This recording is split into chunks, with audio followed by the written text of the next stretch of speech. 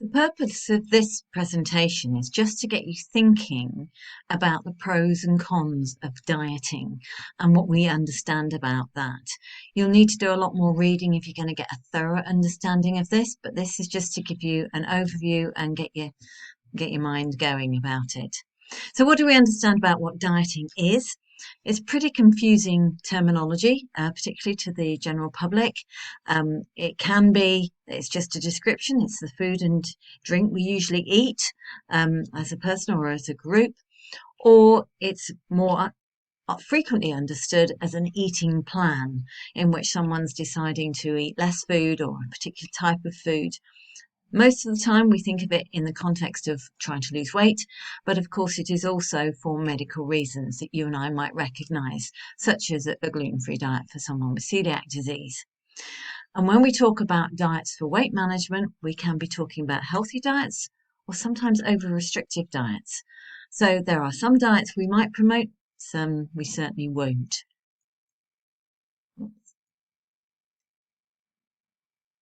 So let's have a think about some of the difficulties with dieting for energy restriction.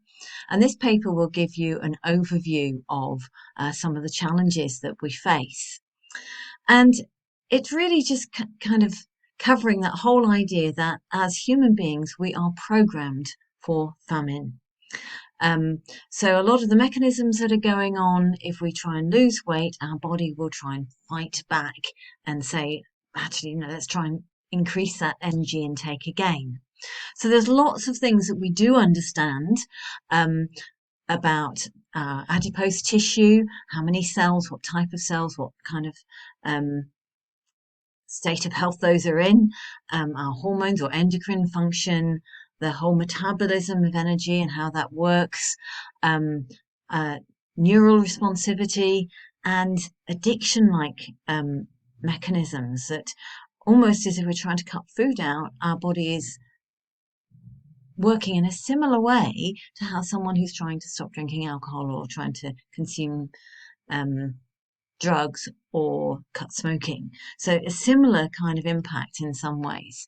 So if all of these mechanisms are engaged, they actually start prior to weight loss. So it's more about decreased energy intake rather than the depletion of our energy stores. So this is something that starts immediately our energy intake falls. So there are hormone adaptations, and I think this is a really important thing that we need to be aware of. If we have rapid weight loss and gains, our hormones are changing, and these are all of the hormones that are related to weight loss and weight gain, which you'll probably be familiar with if you've done a nutrition undergraduate degree. But the key thing is that after a year, we still have significant changes in hormone levels. So that still, if you've lost weight, a year later, your body is still trying to compensate for that. So it's a long-term issue. It's not something that we're going to be able to overcome quickly and easily. And it may explain a lot of the reason why people regain weight once they have lost it. Very few manage to lose weight and maintain that weight loss. So just thinking a little bit about some of the consequences of actually being on a diet, a weight loss diet, energy restriction diet. So there's all of these things on the left-hand side. Adrenaline and cortisol release, there's increased anxiety, sleep is disturbed, there can be low mood, people can be irritable, tense, may struggle with decision making, feel cold, or be distracted. So all of those things have a profound impact on day-to-day life, don't they? And at the same time, you're getting lots of other things that we become a little bit more obsessed with food. We're preoccupied by it. We talk about food and about planning our eating. And sometimes people start mixing things together in a way that they would not normally do. They add seasoning to foods excessively in order to compensate for a perception of loss of taste in different things. And our body is up-regulating hunger and making us even more efficient at storing fat for up to a year. So we've really got to be very mindful when we're supporting someone with weight management of what's going on biologically, but also there's the kind of psychological aspects of it too. So there's lots to think about. So a lot of these mechanisms lead to this cycle of overeating. And you may have heard of that before. So we restrict our food intake, but we think about food more, and we've got all those effects that are making us feel that we're being starved. This can make us really want to binge or crave different foods just because we know we're not meant to be having them. But we can end up with binges, we can end up with more overweight, and then we start restricting intake again. So a lot of people are suggesting that we should take the focus off weight and consider more about changing the types of foods that people eat that will lead to a healthier existence altogether. So that might be reducing salt or increasing fruit and vegetables, other things that don't necessarily lead to energy restriction, but will improve health. We also need to be really mindful of some of the dieting myths out there and a lot of the fad diets, and I'm sure you're very familiar with some of these. What we need to be looking out for is this fad diet, is it saying, okay, you're going to get this result in this time frame? Is it going to suggest that you can take control of your body and you know what it needs better than it does itself? Is it seen as an easy route to something that's easily achieved? This way you're going to find it really easy.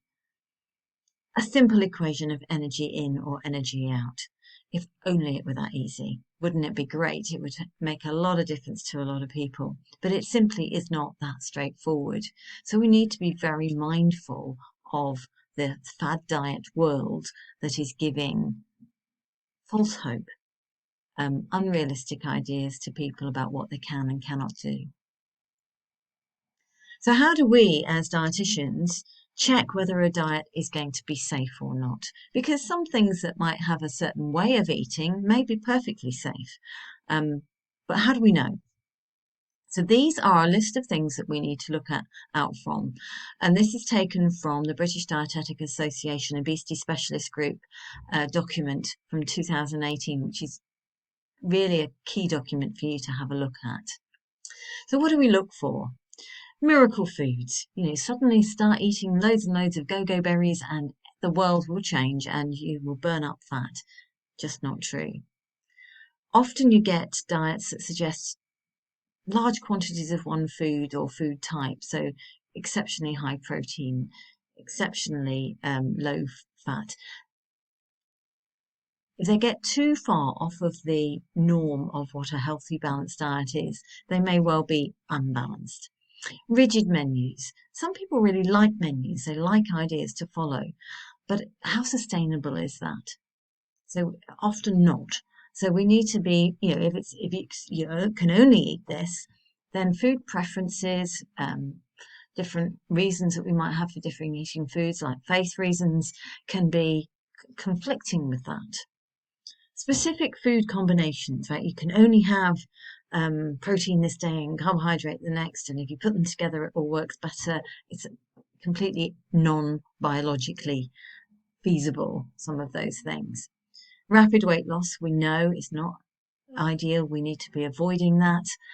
And if it's not considering people with other medical conditions and how it might impact on them, then it's not going to be something we should be recommending. We should always be recommending increased physical activity within what the individual is capable of doing. So if it doesn't include that, I suggest we shouldn't be looking at it. But core to all of these things, what's the science? What's the evidence base? We are meant to be evidence-based practitioners, so we need to really look closely at those things. And if a diet is going along the lines of something that we know is not good evidence, again, we need to be highly suspicious. Cutting out food groups, nutritional inadequacy, fairly obvious things. If you start doing that, you're going to end up with a malnutrition of some description. So we need to be mindful that The medics always used to have to say the Hippocratic Oath when they're qualified: first, do no harm. They don't actually use that anymore, but we need to be mindful. We mustn't be harming people in any way. And the whole idea of weight cycling, we know, is harmful. We need to try and encourage support to stabilize that type of approach and stop that weight cycling approach. The sign guidance on obesity, it is 2010, but it is the most up-to-date one of these guidance. And it just talks about weight cycling being so common because so few people manage to lose weight and maintain that weight loss. And we know that the whole idea of weight cycling, going down really quickly and back up again, is really unhelpful, and often can lead to increased weight gain. And we know it's a risk factor for cardiovascular disease and or cause mortality. So we need to discourage weight cycling in the people that we work with. Interesting philosophy, I suppose you might call it in one way, is health at every size. And this is a really interesting idea that has a lot of positives about it, because it is supporting people to adopt healthy habits to improve their health and well-being, rather than focusing only on weight. And if you actually have a look on the website, I would encourage you to do that, because the author of the book, Health at Every Size, is actually retracting some of what she said in that original book, because she was still putting the emphasis on the individual and not considering the environmental aspects, the societal aspects. So she's moved on from there and feels that although we need to encourage people to think health rather than focusing on size, she's also suggesting that we need to be very much mindful of the societal impacts that have on people with obesity, and I would echo that. I think that's really important. It's not just about the individual, it's about what is affecting that individual in society, in their environment. So it's quite interesting how her views have changed. So it's a positive, trying to tackle weight stigma type approach, which is really worth having a read of. I recently discovered a discussion paper by Penny and Kirk, both PhD. Sarah Kirk was actually a dietitian as well. And that's a really good discussion about how we translate health at every size to a public health message, and should we do that? So it's a very well balanced discussion. So I think if you're wondering, is this the right way or not, I would certainly have a look at that, because it's a very balanced scientific view, as well as considering public health and considering all the dangers of stigmatizing people. So have a look at that. And I just wanted to finish by, I can't answer this question. I have a view, but I went to a debate at the obesity group of the BDA last summer in their study days, and this was a very, very heated discussion. We had two people presenting their views. One was a psychologist and the other was a medic specializing in obesity management, and it got very heated as to whether you should or should not call obesity a disease. There are lots of pros and cons on both sides, but it's just important that we are aware of them and that we think through what the implications of calling obesity a disease are. Lots of them. So I'll just leave that with you as a thought and a question. Is it a disease? And are there any difficulties in labeling it a disease? So have a think through that.